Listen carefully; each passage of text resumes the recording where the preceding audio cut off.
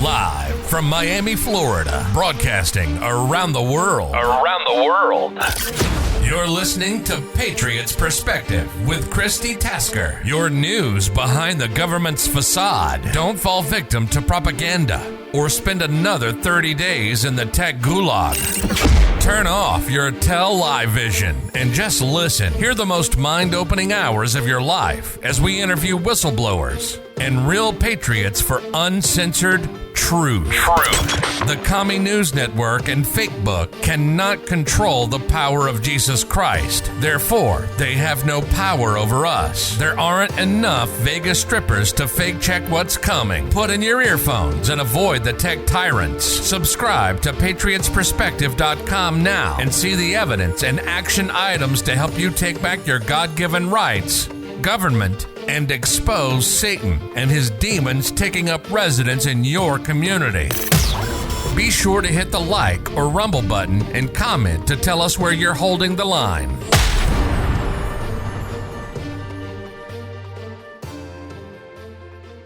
Good afternoon. Let's see. Let me make sure I've got my mic on. Hi, everybody. Can you hear me? Can you give me a thumbs up if you can hear me? Can you give me a thumbs up if you can hear me? Okay, let's make sure that everybody can hear. Thumbs up if you can hear. Okay, so I'm going to assume everybody can hear me now. And today I have got a guest of all guests. I have been waiting for this gentleman, Richard Gage, who is an AIA architect of more than 30 years from the San Francisco Bay Area. He is a member of the American Institute of Architects. Yes, that is AIA, and founder of the former CEO of Architects and Engineers for 9/11 Truth. He is now independent. He, along with his courageous wife, Gail, continue to lead the charge towards the real investigation into the destruction of all three World Trade Center skyscrapers on 9/11. Find more at richardgage911.org. Mr. Gage became very interested in researching the destruction of the World Trade high-rises after hearing the startling conclusions of a reluctant 9/11 researcher, David Ray Griffin. Have you guys heard of David Ray Griffin? It was on the radio in 2006, which he launched his own unyielding quest for the truth about 9/11. The organization he founded, AE 9/11 Truth, now numbers more than 3,500 architects and engineers demanding a new investigation into the destruction of all three World Trade Center high-rise buildings on 9/11. So, as an architect, he has worked on the most types of building construction, including numerous fireproof steel-framed buildings. Most recently, he worked on the construction of documents for a $400 million mixed-use urban project with 1.2 million square feet of retail, parking structure, and mid-high-rise office space. Although together, about 1,200 tons of steel framing. So please welcome my guest today, Mr. Richard Gage. Richard, welcome to Patriots Perspective. And I'm sorry I jumbled up the intro just a bit, but you can clarify anything that I said incorrectly. That's all good.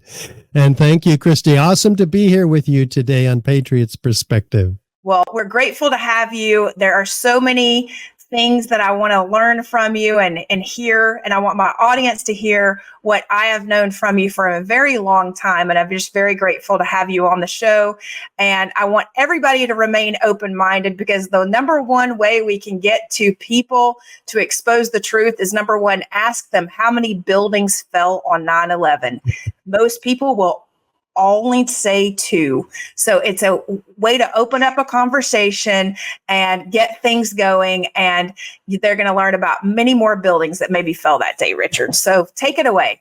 Let's hear what you want my audience to know. Particularly this one, the building 7. In fact, let's start with that. If you want to share my screen, I've got it there in the green room for you. Okay. Yes. Let's go. Because we don't want Patriots Perspective viewers to be the last to know about this. Some of you, in fact, most people in the country are completely unfamiliar with the third worst structural failure in modern history.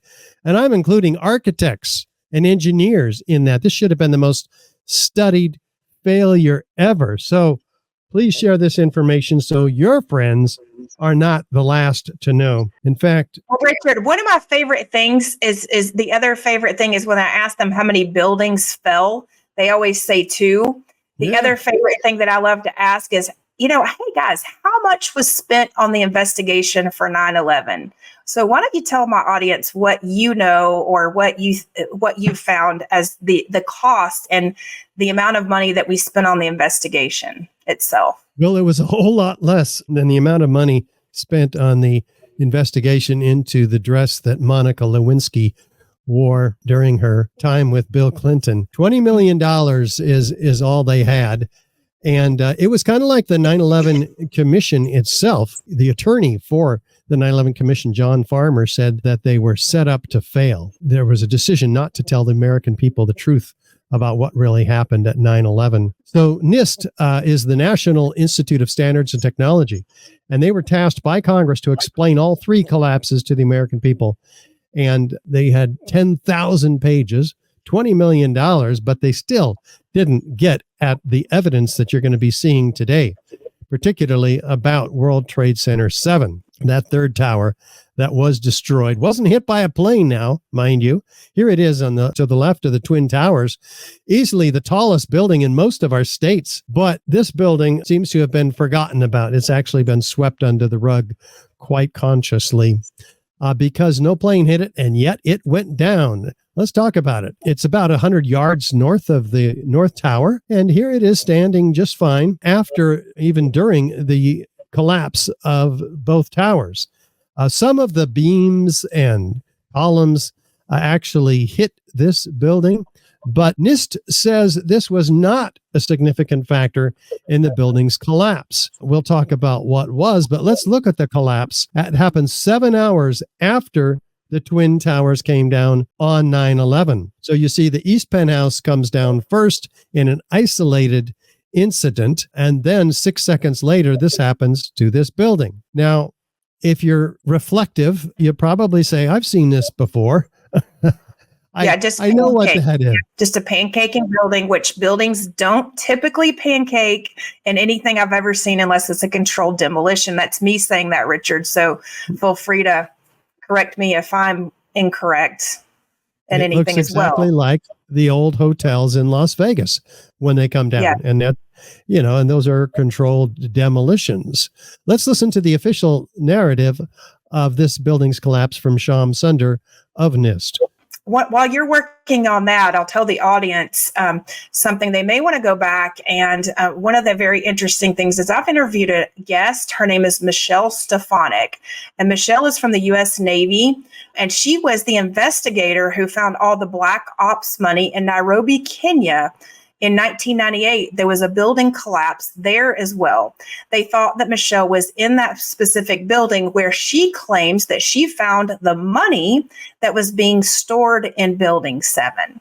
So she has her testimonies on congressional record. She has given the testimony many times to various politicians who often refuse to listen to her, who pretty much run and don't make themselves available at all when she wants to go and meet with them, because she claims that she found the black ops money from Nairobi, Kenya, and that building was also destructed. So her theory is that they destroyed Building 7 because it actually had the storage of the papers they're connected to the Nairobi black ops money. Okay. Well, there's a lot of interesting tenants in the building. If you want to reshare, we'll double check that audio. Yeah. But the tenants included the IRS, the CIA, the Department of Defense, the Securities and Exchange Commission. So this is not a low security building by any means.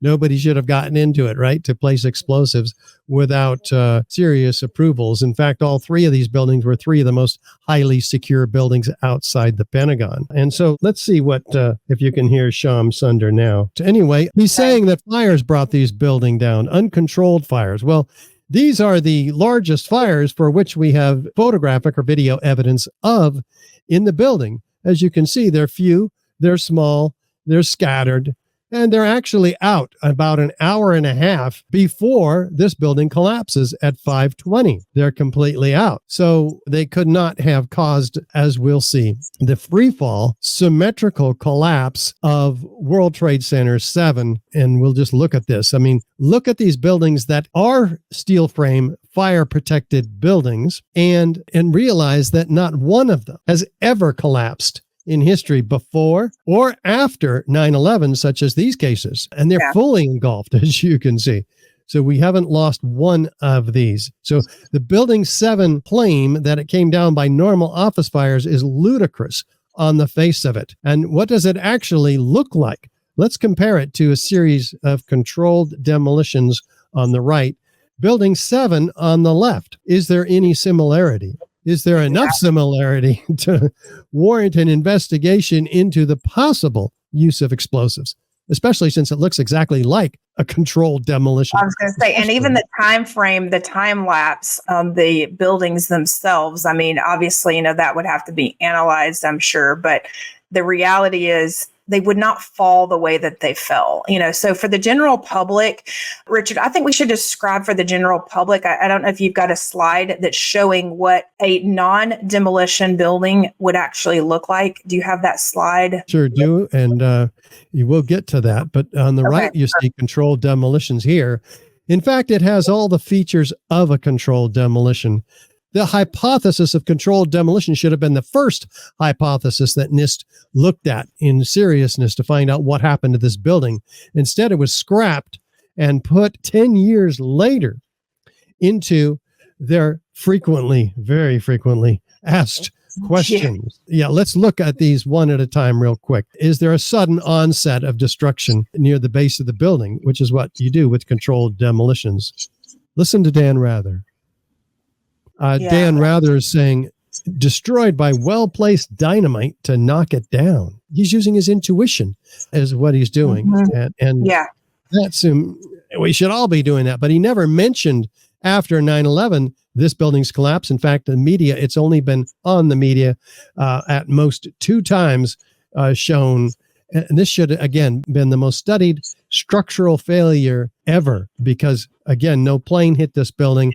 No normal office fires have ever brought down a steel frame fire protected building in history.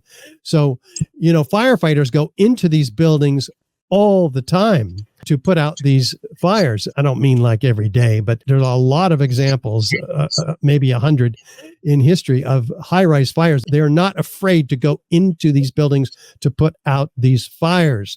That's what they do. But all of a sudden now, with a few small scattered fires, the building can fall suddenly and straight down, as you see here, into its own footprint. That's right. So for our general audience out there, I want you guys to think logically. Okay. So if you got an acre of land, you can't impede on other people's acreage. So that's the reason they need to do controlled demolitions, because a building, if it weren't controlled, it would possibly fall into a different plot of land. So think about your neighbors think about even a tree. Okay. So typically your neighbors have to get permission when they're going to cut down a tree because some of the tree limbs might fall into your yard.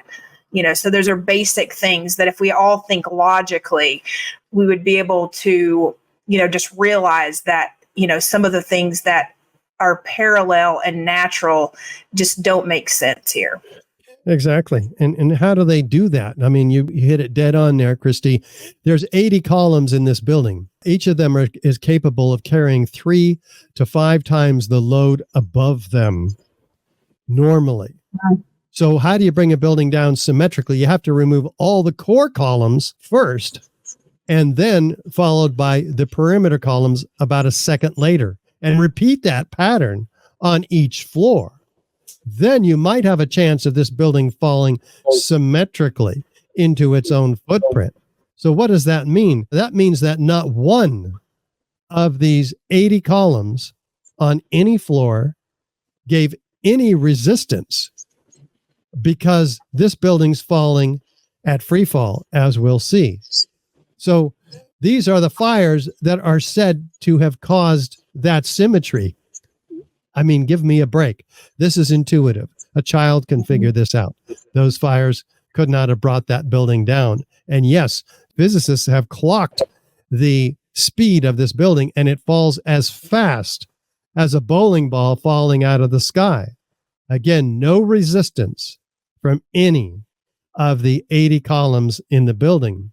This is finally acknowledged by NIST, by the way, in their report, which came 7 years later in 2008. Yeah. They acknowledged the free fall of this building for a third of its 7-second fall. The rest of it was darn near free fall. So what does that mean? Well, it means something happened to those columns, right? How do you remove columns instantly so that they're not giving any resistance? Well, NIST does not acknowledge this obvious implication of their admission of free fall after denying it for 7 years, by the way. So where did the columns go? This is pretty important. We have the total dismemberment of the columns so that we end up a 47-story moment-resisting steel frame building where the beams and columns are rigidly welded one to the other in a significant portion of these columns, reduced to 6 stories. It's like a house of cards is what we're talking about here. Mm-hmm. This couldn't happen in any kind of a natural collapse. You asked about natural collapses. You certainly have a building that's damaged, such as these, and the earthquakes brought these buildings over, and they fall to the path of least resistance. They fall over, as you mentioned. Over, correct. And they do not pancake. Or even a portion of them will fall and not the rest, because you can't get every single beam to fall at once, and one does not pull down another, as some people might think. It may pull down a few floors, but not all. Is that correct, Richard? Yeah, it's not completely symmetrical as we have here. It's not at free fall. There's resistance from the many remaining columns that are still vertical and providing resistance, but not if they're not cut out. If they were cut out, we'd hear witnesses that heard sounds of explosions, like this emergency worker, a sound of a clap of thunder, a shockwave ripping through the building, windows busting out, and then the building came down. This is Daryl, a medical student interviewed that evening after the collapse of this building on 1010 Winds Radio in New York City. Or Kevin McPadden, who's saying, you heard explosions like ba-boom. It's like a distinct sound. It's not like when they're compression, boom, boom, boom, like floors falling on each other and collapsing. This is ba-boom. And you felt the rumble in the ground, almost like you wanted to grab onto something. To me, I knew that was an explosion. He's very clear. And this gentleman, Bill Rosati, standing 2 blocks away, and I just seen a big flash. And then I seen the building coming down and people just running everywhere. There's witnesses of explosions, but NIST denies that there's any. And there are more than these as well. What kind of evidence do we have in the aftermath of the building that might lead us to what caused these explosions or these columns to be removed? Well, FEMA provides it in their May 2002 Building Performance Assessment Team report, a metallurgical examination of this steel. What do they find? Never before observed. Eutectic reactions, intergranular melting, turning of a solid steel girder into Swiss cheese, like you see in this piece of World Trade Center 7 steel. Guess what? Fires don't do this to steel. Office fires, especially these, are maybe 500 or 600 degrees. Sometimes they get up to 1,000 degrees. It takes 2,800 degrees to begin to melt steel. That's like 4 times the temperature minimum of what these office fires could have been gotten to. Rapid oxidation, sulfidation. They don't know where the sulfur came from. Liquid iron, that's molten iron, by the way. That's exceeding 3,000 degrees. Sulfur formed during this hot corrosion attack on the steel. And that's exactly what they produce, what they document, what they find. And this is the FEMA report before NIST got into the act, took over the investigation, threw out this metallurgical examination, and completely obscured it. Steel members in the debris pile appear to have been partly evaporated in extraordinarily high temperature, says the author of the FEMA report, Dr. Jonathan Barnett. There's a problem here. It takes 4,000 degrees Fahrenheit to evaporate steel. So steel was evaporated.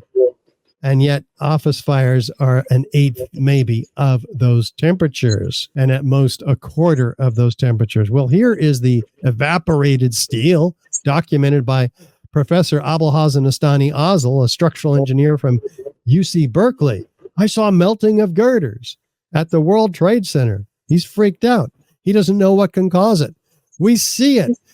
Molten metal dripping out of the crab claw excavator. And we can tell because of the physics of molten materials what their temperature is. We're exceeding 2,500 degrees. Proof is in this picture. What are some of the only things, Richard, that would make the metal get that temperature? Let's find out. Okay. Because that's evidence of ignited incendiaries. It can only be, and we're going to find out what incendiaries are, but there's more evidence of ignited incendiaries in the dust itself. These reports, the particle atlas of the World Trade Center dust in 2005, published by the U.S. Geological Survey, also finds billions of what? Previously molten, that's 2,800 degrees minimum Fahrenheit. That's iron. We haven't used iron in our skyscrapers for 100 years. Yes, there's iron in steel and a lot of it, but it's an alloy. It's not elemental iron like we see in these iron microspheres, and they're spherical. Let's see how they get spherical. First, estimates of up to 4 tons of these spheres, many of the samples 6%. They don't know what they are. I mean, where they came from. They know exactly what they are. They can't figure it out. The EPA says that's Deutsche Bank. What did Deutsche Bank have to do with that? So on the screen, this is an example. This is a Deutsche sample. Bank buildings. Yes, this is a sample of one of the many samples from the R.J. Lee group, who also did studies on the World Trade Center dust, finding up to 6% of these samples in the Deutsche Bank, because the dust went everywhere from river to river across lower Manhattan, including. Well, and it also caused cancer, and a lot of the firemen and a lot of the first responders and even the survivors as well. And we have additional answers for that as well. But the EPA says, hey, we don't know what these spheres are, but they're ubiquitous. So they're a signature component of the World Trade Center dust, unless, in other words, it's not even World Trade Center dust unless it has all of these spheres, which we don't know where they came from and we can't imagine. Well, here's a controlled experiment with the incendiary thermite. Thermite is an incendiary used by the military to cut through steel like a hot knife through butter. We saw what looked like sparks, but what we realize is that they are liquid molten iron droplets, the signature of thermite, and they fall into the pan and they cool and they become previously molten iron microspheres. Wow. And yes, that is found when a liquid is aerosolized like this, it turns itself into spheres. So under explosive conditions, even molten iron would have the properties associated with that because of the surface tension of liquid. Could that explain what's toasting the tops of these cars all around the World Trade Center? Is there any other possible answer in the official narrative or otherwise that it can explain in this very high heat event, the toasting of the tops of these cars? Well, Richard, this may be a theory, but obviously we've just seen something similar, like crazily like this in Lahaina and Hawaii. Like, is this something that you think could be associated as well? I mean, anything? It's possible. Like I haven't researched Lahaina. I know it's very fishy. There's a whole kinds of problems in Lahaina, including the devastated cars that weren't even near burnable material. So that's got to be a topic of research that others are doing and have done, but it's beyond the scope of of my speculation at this Well, point. what I would like to do, because I said that because I know our audience, when they're looking, they've got to be thinking that, because that's just what it reminded me of, right? So what I would like to do is make sure that we get you on a panel with some of those people from Lahaina to see if we can put some of the information together, and also the Champlain Towers, so that you could give feedback there in relation to the manager of Champlain Towers. Yeah. Will he come on the program? I heard Yeah, I you think so. mentioned him. Yeah. Oh, cool. He's a free bird now, so they have to stay silent for so long, and now he's free again. So is he discussing, for those of you who don't know, we're talking about the collapse of the hotel towers in Surfside building. Yep. Florida. Surfside, Florida. Yep. Is he questioning the official narrative? I don't want to say anything. I would like to let him speak for himself, because I don't know what he's going to say. So, all right, let's have that discussion. I'm looking forward to that. Well, that was all evidence of ignited thermite. And by the way, we're just doing a 1 hour overview.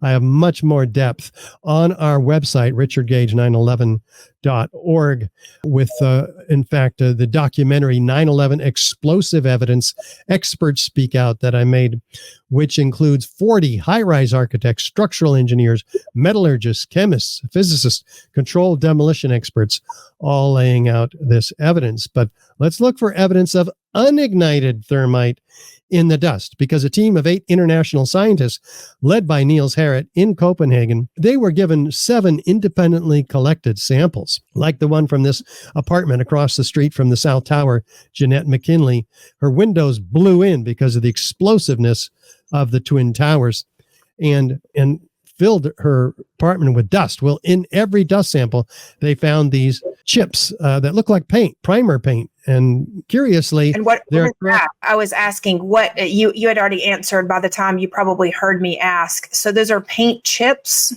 They look like paint chips. So they're dual layered. They're red on one side, gray on the other. And these are real curious because they're attracted to a magnet. So they have a high iron content. Well, they get real curious. What is all this iron doing in there? Why are they attracted to a magnet? They look at the red layer very carefully with X-ray energy dispersive spectroscopy. And what do they find? The ingredients of thermite. Iron oxide and aluminum powder. Iron oxide is essentially rust. Aluminum powder, this should not be in the paint chips. Obviously, fluid applied because it's dual layered. So they get real curious. They zoom in 50,000 times with an electron microscope. What do they find? Iron oxide crystals and aluminum platelets that are 1,000 times smaller than the diameter of a human hair. This is very high-tech stuff. It is set in a matrix of organic material, oxygen, silica, carbon. Organic material is what they put in TNT to expand rapidly into gases and knock things over. That's high energy explosives like C4 and RDX, which is how you typically bring down a building in a controlled demolition. Here we have an incendiary, which works by means of heat, 4,000 degree temperatures, as we saw the evidence for in incendiaries and at the World Trade Center. So it appears that the incendiary has been engineered to become more explosive. This stuff is not made in a cave in Afghanistan. Well, and also, Richard, and would this have burned up those passports that were laying on top of the rubble? It might have. There's lots of paper besides the passports, though, on top of the rubble, so I don't give them any particular weight. It is curious that the FBI, finds them right away and links the patsies, who are the alleged hijackers, who probably weren't even on the planes, because the planes were probably drones, military outfitted aircraft that could fly at those speeds at sea level, whereas civilian aircrafts couldn't, according to other researchers. That's a whole rabbit hole we can connect you up with. I just think it's very odd. I mean, I just wanted to remind my audience that the passports were supposedly found in the midst of all of this, where buildings, it was so hot that it disintegrated these buildings, but yet passports survived that were supposedly in the plane with the perpetrators who carried out the plane flights that we were told were plane flights. Right. So they take this material and they put it in a heater, a differential scanning calorimeter, And at about 800 degrees Fahrenheit, they ignite. Well, what do you think they produced when they ignited? By the way, just them igniting at that temperature, producing a lot more energy, is evidence of a thermitic response, not paint. But what do they produce also? They produce molten iron microspheres with the same chemical signature as the molten iron microspheres produced at the World Trade Center and studied by the U.S. Geological Survey. So you see, we know exactly where all those molten iron microspheres came from. The EPA didn't know. The USGS didn't know. R.J. Lee didn't know. But we know. It's proven. They're produced from these red-gray chips of nanothermite. So they conclude in the 24-page peer-reviewed paper that the red layer is active, unreacted thermitic material, incorporating nanotechnology in a highly energetic pyrotechnic or explosive material, and it's found in all the dust samples. This is documented in a 24-page peer-reviewed paper in the Bentham Open Chemical Physics Journal. It stands uncontested.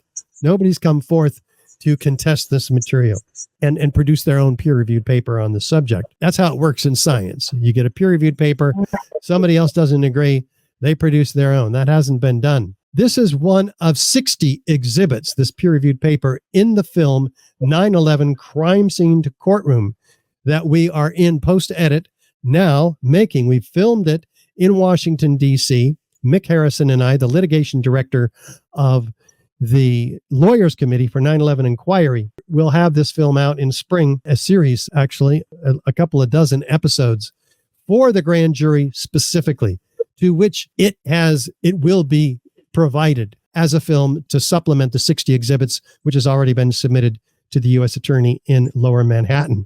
So this film can be co-produced by you, Christi, and particularly your wonderful audience. We do need assistance completing this film. So that's well, and available. Also, Richard, I was going to ask you, obviously we talked before we went on air about me being in marketing. Have you thought of doing some prepaid like screenings so that we can screen this in different theaters and basically be able to like screen it a number of times so that each local audience can go to their movie theater to say, hey, we want to screen this in your theater, and then have you for a talk if you're available, because this would be we'll be doing amazing. All of that. I would love to do that. You bet. So if you guys are interested in attending that or hosting one, make sure you comment and make sure you tag Mr. Gage in the comments. Okay. Well, you could go to the website. Is the website the same, Richard? Yeah. RichardGage911.org. Okay. So that you have a link there for the movies, right? For the movie itself? Okay. Perfect. The movie's not made yet, but to learn more about the movie, you bet. And to donate, we very much appreciate and need your contributions to continue, not to continue, but to bring it to fruition and develop those screenings, as you mentioned, we will be doing. Well, there's no better way to wake up your neighbors. And I'll say this, start with your firemen and your police, because when they start to list, they realize like there's no way this happened. Okay. So that's one of the things I've started doing is every police I run into, whether they, some of them already know, they've already found the information on their own. Others have not. So I would say start with that in your own neighborhoods. If we all do that, if we actually just tell 3 police officers, 3 firemen in our neighborhood, you'd be surprised how quickly the world is going to wake up. Because trust me, they're talking. Yes, they do talk. And so we have to ask ourselves, if these features of controlled demolition were all in place with regard to Building 7, none of which, by the way, can be created by fire, any of them, let alone all of them, is it possible that these features and more could be applicable at the Twin Towers of controlled demolition? Turns out, yeah. I mean, just looking at it, here we have the South Tower on the left, the North Tower on the right. They're completely identical. First of all, that's a dead giveaway because we have asymmetrical damage from the fires, the planes, and yet we have complete symmetry with outward arching streamers, a geometry of fireworks, freely flying structural steel sections weighing 4 and 8 tons, laterally ejected at 80 miles an hour, landing 600 feet in every direction. This is a very explosive event, as we'll see, but it begins with a sudden onset of destruction, which looks more like an implosion, just like Building 7 in the first 3 seconds. It's standing still, and then all of a sudden, it's a sudden, just like Building 7, straight down, uniformly, symmetrically. There's a little bit of a lean in the South Tower, but essentially it is a fairly symmetrical collapse. Now, NIST tells us that this is the upper section drives the rest of the building down to the ground and then destroys itself. This is the crush down, crush up theory provided to NIST by Zdenek Bazant from Chicago Northwestern University. But this is not what we see in any of the photographs or videos. There's no section driving the rest of the building down to the ground. If it were the case, it would be destroyed itself. Actually, that's exactly what happens. It's like a Volkswagen running into a Mack truck. Who wins, right? The Mack truck wins. The lower part of the structure is the strongest part of the structure. It doesn't matter if we drop the Volkswagen on to the Mack truck. The lightest, weakest part of the structure, 3/8 inch thick steel, for instance, at the top of the structure, can't possibly destroy the heavier, cold, hard, intact steel, which is virtually solid steel at the bottom, 52 inches by 22 inches in these core columns. So then we have to look and say, well, what does it look like?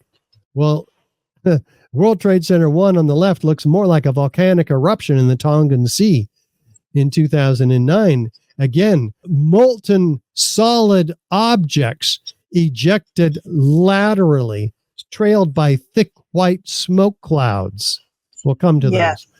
First, let's listen to the first responders, because now Graham McQueen has identified 186 of them, witnesses of explosions like this one. We felt the ground shake. You could see the tower sway, and then it just came down. Again and again, you're going to see this specific order of events. All of a sudden, the ground just started shaking. I felt a train running under my feet. The next thing we know, we look up and the tower is collapsing. Shook my bones shortly before the first tower came down. I remember feeling the ground shaking, heard a terrible noise, and then debris just started flying everywhere. NIST tells us, no, that what they're hearing is the sound of a building collapsing. Sorry, they're very specific. I saw a flash, flash, flash at the lower level of the building. That's not where the collapse is. This is way down below the so-called collapse. You know, like when they demolish a building, with each popping sound, it was initially an orange, and then a red flash came out of the building. Then it would just go all the way around the building on both sides. Saw a number of brief light sources being emitted from inside the building between floors 10 and 15. Again, that's way down low in the building. He saw 6 of these brief flashes accompanied by a crackling sound before the towers collapsed. I saw low-level flashes. I saw flash, flash, flash, and then it looked like the building came down. You ever see professional demolition? Like on certain floors, they set charges and you hear pop, pop, pop. When I heard that friggin' noise, that's when I saw the building coming down. An explosion. But by a paramedic. It's important to know these are by paramedics. These are by eyewitnesses. These are by people who know and have seen and who have gone to the rescue for people on some. And they were recorded within a month after 9/11 also. So that's critically important as well to realize. There was an explosion in the South Tower, one floor under another. When it hit about the 5th floor, I figured it was a bomb because it looked like a synchronized, deliberate kind of thing. Seemed like on television when they blow up these buildings, seemed like it was going all the way around like a belt. All these explosions. The building was blowing out on all 4 sides. We actually heard the pops. You heard the pops of the building. I thought the terrorists planted explosives somewhere in the building. That's how loud it was. A crackling explosive. And another loud boom at the upper floors. And then there are a series of smaller explosions which appeared to go completely around the building at the upper floors. And another loud earth-shattering blast with a large fireball that blew out more debris. The lower level of the building, like when they demolish a building, that's what I thought I saw. you see any flashes? He said, yes, I thought it was just me. He said, no, I saw them too. Everybody at that point still thought these buildings were blown up. So I was fully expecting anything else to blow up. You were there when the planes hit? No, I was there when the building exploded. You mean when it fell down? No, when it exploded. He's very clear about this not being a collapse, right? Well, again, how do we bring a building straight down? We have to take out the columns. And that's what we're seeing. In the South Tower, it actually begins to tip. In fact, it tips at 22 degrees. So we have asymmetrical damage from this part of the building, which is falling off, asymmetrical damage from the planes, asymmetrical damage from the fires. How in the world do we get complete symmetrical damage all the way around, just like the firefighters described, each face of the building, and hearing pop, pop, pop all the way down? In fact, we can zoom in on the lower leading corner of these and see for ourselves in this looped video dozens of individual explosions. This is not energy weapons. This is not mini nukes going off. These are individually pre-placed explosives in the perimeter of the building. It's plain to see. In fact, if we look at the isolated explosive ejections, which is an uncharacteristic, for sure, feature of controlled demolition, we have them 20 stories down, 40 stories down below the zone of destruction. Here, even 60 stories down below the zone of destruction. There's no accounting whatsoever in the official narrative of these early detonations, if you will, is what they can only be. And we see these squibs going off, which we will also discuss on the left side of the South Tower's destruction.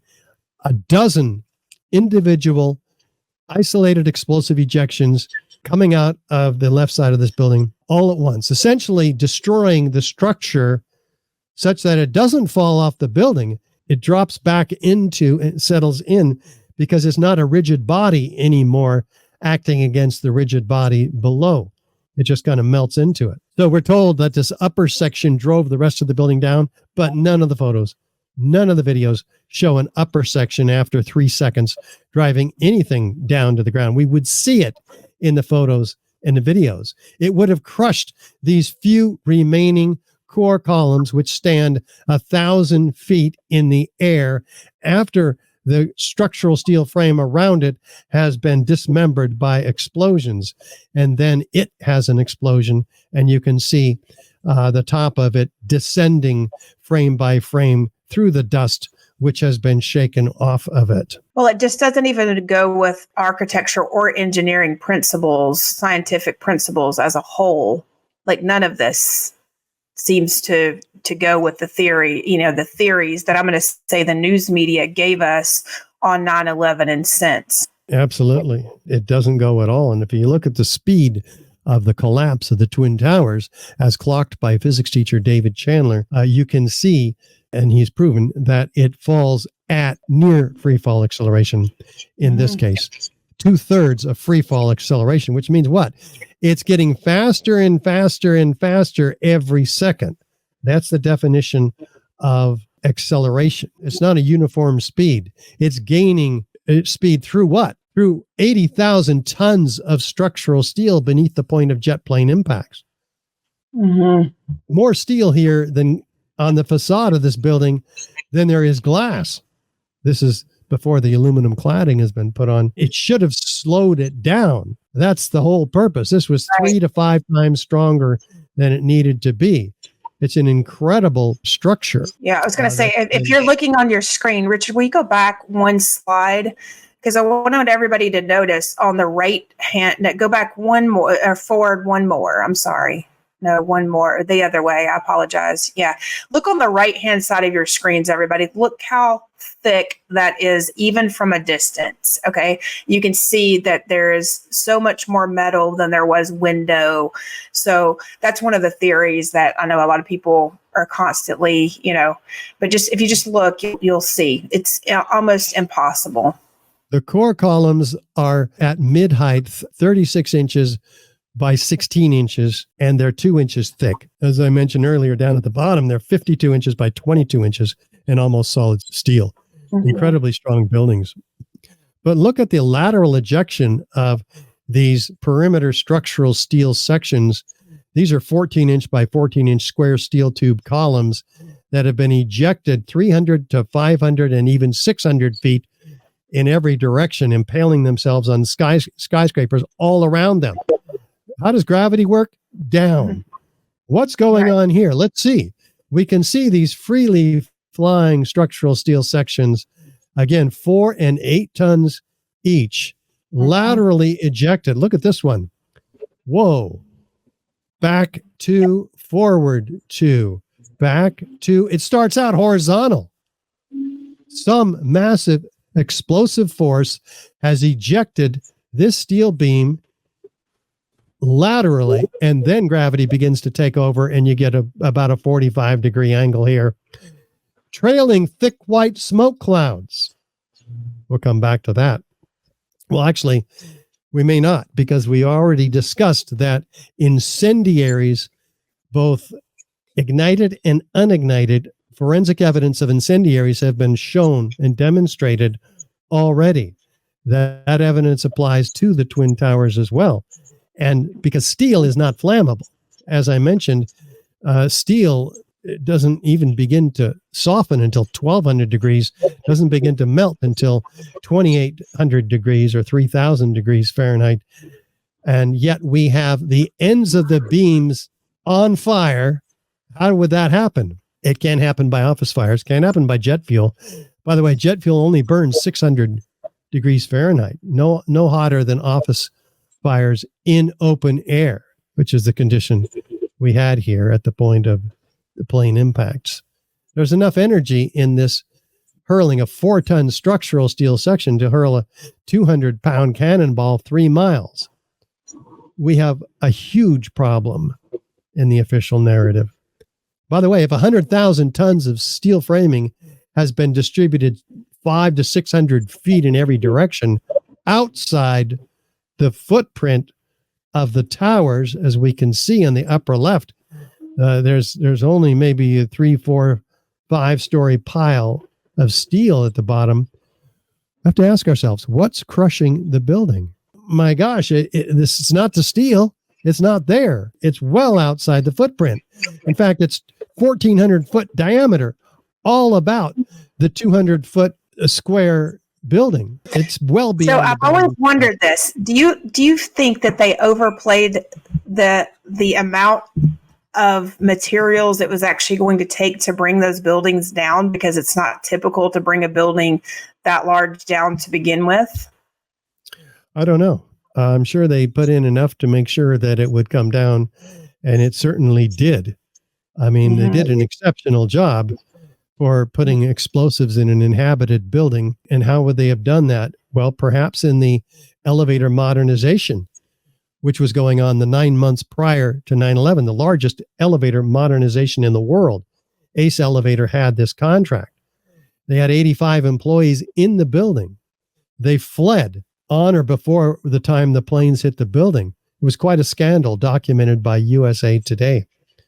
So we want an investigation of Ace Elevator. They came out of nowhere to get this contract from Otis Elevator, who had installed and had been maintaining the elevators for the life of this building. And all of a sudden, you have this rogue group who had immediate access to the elevator hoistways, which is immediately adjacent to the core columns and buildings in the area. So could that have been the operation where explosives were placed, causing steel to be laterally ejected, and now causing this floors to be missing? On the left, we don't see 110 floors, each an acre in size, stacked up. We don't see 50. We don't see 10. We don't even see one of those floors. On the right, you see a real gravitational collapse. Like you said earlier, Christi, a pancake in collapse. You see pancakes, right? Yes. All that is completely missing in the towers. So the concrete is missing. In fact, there it is. That's where the concrete is. It's being pulverized Yes. in midair. All the photos, all the videos shown all the concrete, 90,000 tons of it, pulverized to a fine particle, average size 100 microns. That's like baby powder. Yes. That's an incredible force to pulverize all that concrete. And it covers lower Manhattan from river to river, as I mentioned, in a 3-inch thick blanket. That's where the concrete is. If that's where the concrete is, I'm sorry to interrupt you, Richard. I apologize. I think we have a delay. I was going to say, one of the things that is very interesting too is OSHA. You know, concrete silica is extremely dangerous to workers and everything. So just imagine, this doesn't even compare with concrete silica, like so much so that I don't even think anything like this would be in an OSHA manual, which protects workers or anyone building or anyone around the area. So technically, if they were to ever come clean with this investigation and we were to actually get a real investigation, they're technically putting everyone in New York City at liberty with even the breathing aspect of this dust. Absolutely. And nanothermite produces nanocarbon tubes, which are found in the lungs of the deceased, or was that the living? It may be both. In one technical paper that's been peer-reviewed and published. So the inference, the strong inference, is that this is produced by the nanotechnology associated with super thermite, which we found evidence of. Nanothermite, they call it also. But in terms of the concrete, you mentioned it is in a fine powder all about lower Manhattan, so it wasn't available to crush the building either. Well, what's crushing the building? This is easily 3/4 of the weight of the building is the concrete and the steel. And all of that weight was used as a mass above the point of jet plane impacts in the calculations by Zdenek Bazant of Chicago Northwestern University in an attempt to prove how the upper part drove the rest of the building down to the ground. So it's not even available. It's out here. This is very clear. You can figure this out. Anybody, that this is fraud by NIST upon the American people and the scientific people and academics in engineering and architecture. It's a complete bamboozle. So because we have all 10 key characteristic features and some very uncharacteristic features as well of controlled demolition, which is evidence of direct evidence of destruction with explosives.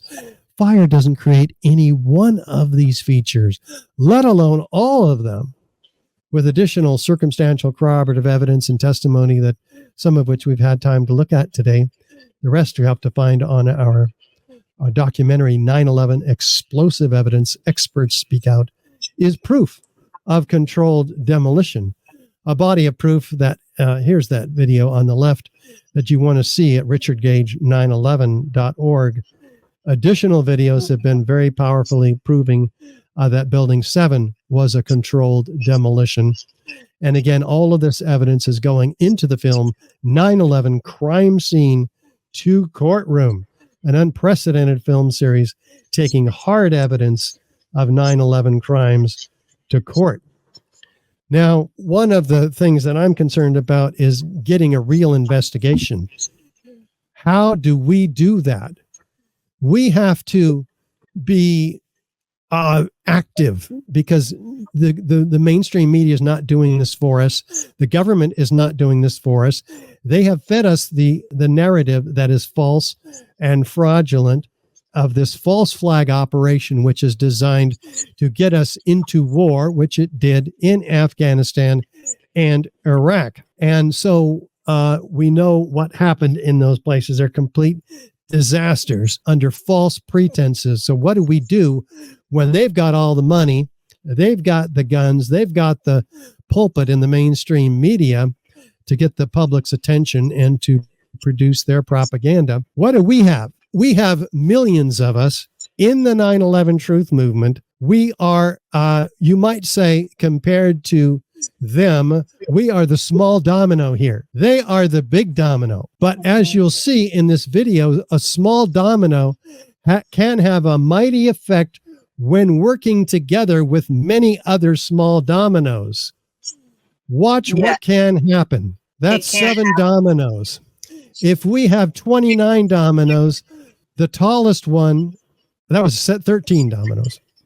If we had 29 dominoes, the biggest one would be the height of the Empire State Building. So we acting together in unison, for instance, telling 2 other people about this evidence and asking them to tell 2 other people about this evidence, all of a sudden acts like the small dominoes working together as a team and overcoming insurmountable odds. That's what I want to encourage people to do so that we can get a real investigation. If people just sit on this evidence and do nothing, that big domino will never fall. In fact, we'll all be enslaved in a deep state totalitarian government. And that's what we're heading toward rapidly. That is correct. And Mr. Gage, because I know it's not easy, especially being one of the first people out with truth. And I really want my audience to contact their local congressmen and request that they hear you on congressional record, because this needs to be heard on congressional record, along with Michelle Stefanik's information as well regarding Building 7, because was it tied together? We will never know if we do not have a proper investigation on both. So how can we ever expect there to be an investigation? Well, number one, we cannot sit silent. We have to gather. We have to gather. There has to be some brave congressman or brave senator out there who is not going to shut up about it, who will ask for this to go on the agenda and for it to be a congressional record. Some of them are now deceased, had already gone by Congress, had gone before our Senate, and discussed some of the very same things and begged for money and begged for just the money for them to quickly forget. Very quickly in this country, we want to forget about where we are, where we've been, and we've allowed the fear mongers to continue to enslave us. And so we do have a choice. I have found that 9/11 is a great way to wake up your neighbor by saying, again, the basic things. How many buildings fell that day? Start with the basics. How many buildings fell that day? They're going to say 2, and you're going to say, well, what if I can prove to you that there's 3?